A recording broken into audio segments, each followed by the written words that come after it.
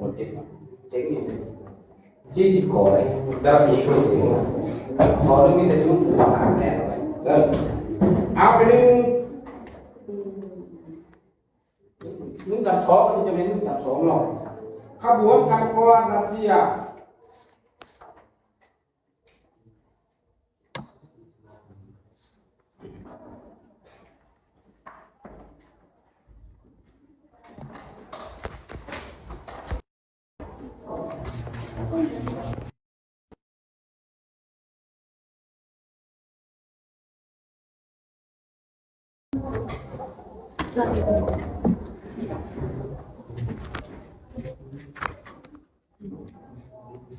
ขบวนการกรรัสเซีย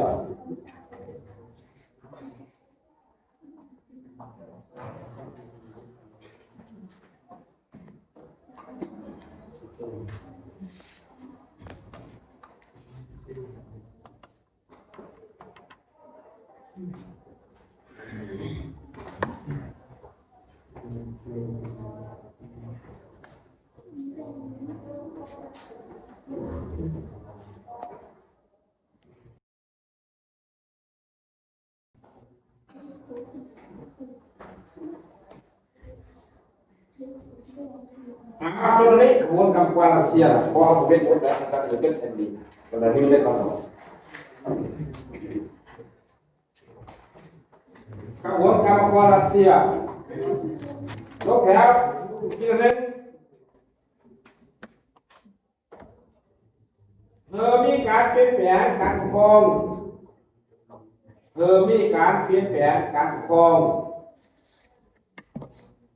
มีการเปลี่ยนแปลงการปกครอง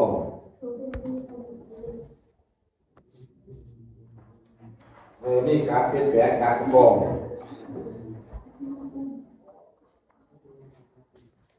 ด้วยวิธีเตาห่ม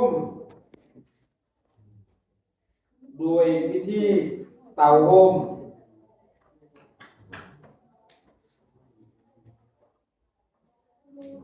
ด้วยวิธีเตาห่มและขอการสนับสนุนและขอการสนับสนุน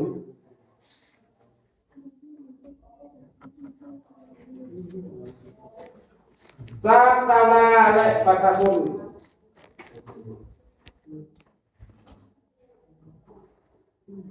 จากชาวนาและประชาชนจากชาวนาและประชาชนกันโทรศัพท์ตัวนั้นเลยจากชาวนาและประชาชนจากชาวนาและประชาชนลงแถวมีรัฐสภามีผู้แทนมี